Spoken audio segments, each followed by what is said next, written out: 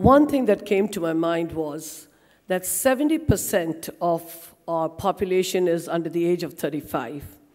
And when I was asking Sir for further clarification of the figures, 40% of this, not of this 70%, but 40% of our population is under the age of 25.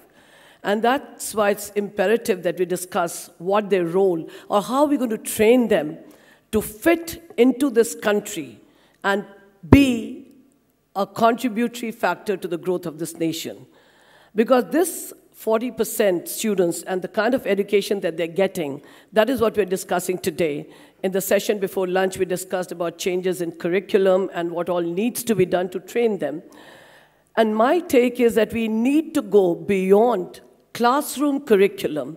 We need to remove ourselves from just teaching them the 5 main subjects and rote learning and memory and the regular methodology of teaching. This methodology needs to change.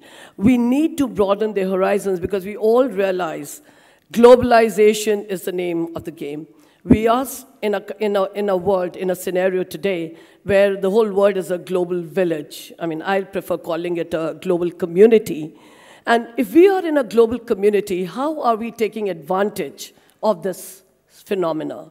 How are our children being trained to take advantage, to learn from globalization and become global citizens and become citizens of our country, contribute in a manner where they can fit in any part of the world and be equally equipped to deal with anything?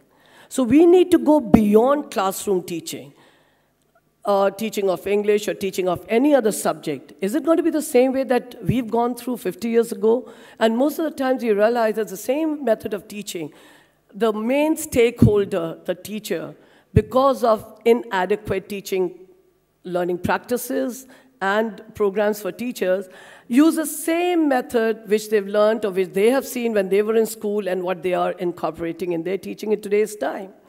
So first we need to look at the major stakeholders, the students, the teachers, and the principals. What is their role? We need to take the students beyond the classroom, expose them to what is happening in the world around them. And we all are aware there have been changes, there have been improvements, there have been discoveries in the field of science, in the field of technology, in the field of medicine. Why not education? Why are we not opening ourselves to bringing those changes in our curriculum? A simple subject like, I'll just give a few examples. A simple subject like social science, all of you must have remembered being taught the Mughal architecture. How can a child understand what Mughal architecture is if he's going to sit in the classroom and the teacher is droning on and on about the arches, about Baroque style, about this style and that style? He can't. Take him out. Take him to Jantar Mantar, take him to, not Jantar Mantar, I'm sorry, but Red Fort, Qutub Minar. Make him see it himself or herself. Make him or her do a worksheet over there. The understanding is much more. And what I'm basically talking about is this class teacher talk methodology. And that is a structural change, one part of the topic that we're discussing today. The structural changes, not only in the structure of the in the building, but in our curriculum. Take the children outside the classroom. We have so much technology available. Make the children travel within Delhi, outside Delhi, or wherever they are. I'm talking Delhi specific. But it could be anywhere in the world. You could be a student anywhere. And it could be your way of learning. One, structural change is this. Second, why aren't we using technology?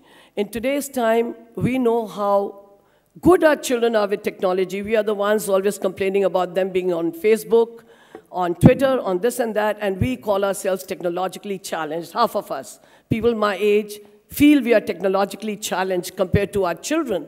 But why aren't we using this technology to our advantage and making the world available to our students? We can have technology in our classrooms. That's one structural change we bring about. Every subject taught with the use of technology, with an LCD projector, a e-beam, or a smart board, you can visually bring everything alive to the student. The whole monotony of classroom transaction changes. It brings things alive for the students. And that is what we need to do to have any meaning about what kind of education we are imparting to the students. They, being the biggest stakeholder, we need to understand what their need is. Are we preparing them actually for the 21st century? Are we training them apart from the 5 subjects? I just gave one example of how we can make education more interesting for them. But I see from the way our education is being imparted in schools and colleges, there is something majorly lacking.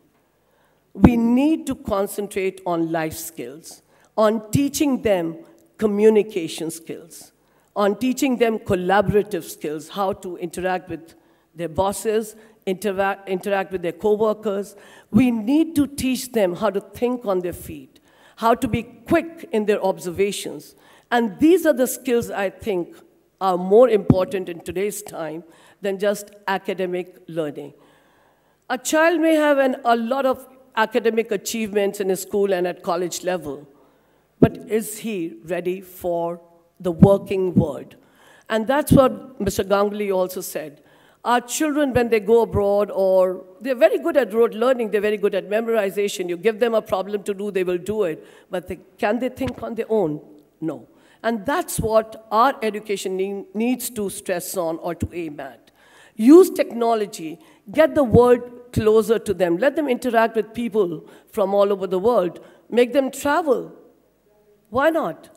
Travel is the biggest learning experience. As schools, do we encourage that? Do we have collaborations with schools from other parts of the world? Have children come to our country and our children go into their country? And that will give them a lot of life skills, which we, even if we try to do so in our schools, cannot do. So what I am talking about is teaching them through doing, through seeing, not only rote learning in the class. We have, with technology, a virtual classroom available to us from any place in the world. We should expose our children to that. They learn technology, and they learn what is happening all over the world. What are the changes? What are the methodologies? What are the skills? For teachers, skill development from any part of the world is the need of the hour. It's not that, oh, they should go for a training, a one-day training. Our teachers need to travel.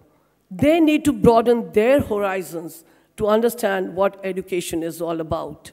We may bring about as much change as we want in our curriculum, or we should add this to our curriculum of 6th standard, 7th standard, 8th standard, or we make changes in our 11th and 12th. But until and unless we expose them to what's happening in the world around us, I don't think this academic curriculum is going to help. Because I still believe that academic achievement is no criteria either for intelligence, common sense, or success in life. Thank you.